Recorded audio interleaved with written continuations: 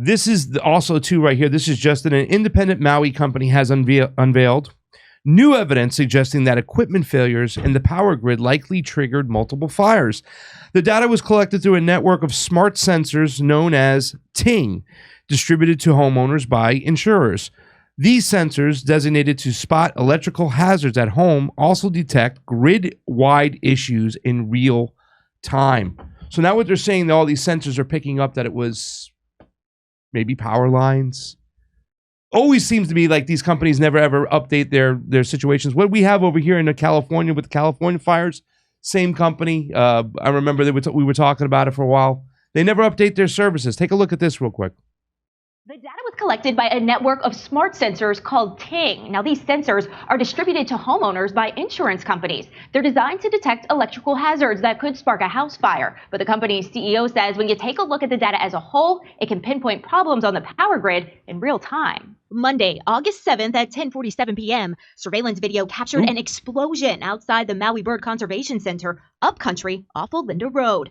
Minutes later, flames were recorded burning in the tree line. Now, CEO of Whisker Labs, Bob Marshall, is coming forward with information he says was captured by a network of smart sensors installed in nearby homes. If you look at the TING data, all the sensors in that area, 10 sensors, measured at that very instant a sharp drop in voltage that is the actual fault occurring on the electrical grid. A fault is defined as an abnormal electric current caused by some sort of equipment failure. Examples include a transformer exploding, a fallen power line, or when two lines touch. Any of those faults, just like what you see in the video from the bird sanctuary, are likely to cause an arc or a spark. That means there's molten shards of hot metal falling down to the ground. Between Monday, August 7th and Tuesday, August 8th, 3 major fires broke out on Maui. During that same time period, Marshall says 78 sensors spread out across the island detected a total of 122 faults on Maui's electrical grid. And that's not normal at all. I mean, there's typically not more than a few faults on any given day on Maui. And so this was definitely a result of the winds. In West Maui, he says there's evidence the power grid was under tremendous stress. Just looking at the sensors in Lahaina, there were 34 faults measured kind of between the 11 o'clock Monday night time frame and the 5 a.m. time period when they went offline. And those were increasing in frequency and severity. Around the same time, Ting data indicated that power outage. Freaking power line just went down. A Lahaina man captured this video outside his home after he says he was awoken by howling winds. And I hear a pop coming from across the street.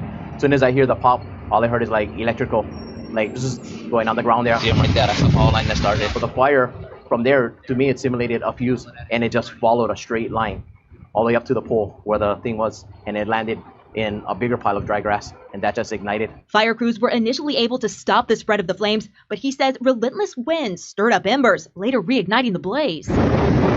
On Tuesday, the state told HNN investigates the official cause of the fires had not been determined and likely won't be for some time. We will, as in any incident of this nature, eventually be looking at causes and measures that will improve safety in the future. But again, this is one where all of the assets that would be involved in investigating reports like that are trying to restore service at the moment. Meanwhile, Marshall says when it comes to the Kula fire, the data is clear. We have direct video evidence that, that there was a large arc flash. It corresponds to a fault on the grid. As for the fire that claimed an untold number of lives in Lahaina town, he believes that there are significant indications problems with the power grid played a role. Any of the other faults could spark a wildfire. So I think given everything we know, it's likely that's the case. We asked officials at Hawaiian Electric to respond to this new information. We're still waiting to hear back. You're going to wait for a while before you hear that answer. You know what I'm saying? I mean, could we still blame climate change since the wind blew down the power lines? Is it still okay to blame climate change that occurred or no? Is it still okay to blame a space laser? Yeah, I think so too. So that's it. The response was a disaster all across the board. No water, no sirens, no FEMA help, no military help. The whole thing was a disaster. So at the end of the day, we can argue about what started the whole fire, but we'll never be able to argue the fact that the ruling class will take advantage of the whole situation whenever they can. And they're doing so right now, trying to funnel more money into their pockets by tying it to a Ukraine spending bill and whatnot. In Florida, they put them underground. Yes. Under their wet ground. Yes. Because to avoid this kind of problem. Exactly. Which I think a lot of places should do, but don't. Such as LA, they're not going to ever spring to, just shut our power off when there's wind. Yeah. I mean, it sounds like they didn't do anything. It sounds like they didn't shut the power down and the water on. No. Hey, come see us on Live on Tour. We're doing a show in New York City, Pottstown, Pennsylvania, Stamford, Connecticut, Toledo, Rochester, Michigan. That's just outside of Detroit. St. Louis, Tampa, Florida, Boca Raton, Florida, and Orlando, Florida. Go to jimmydore.com for a link for all those tickets.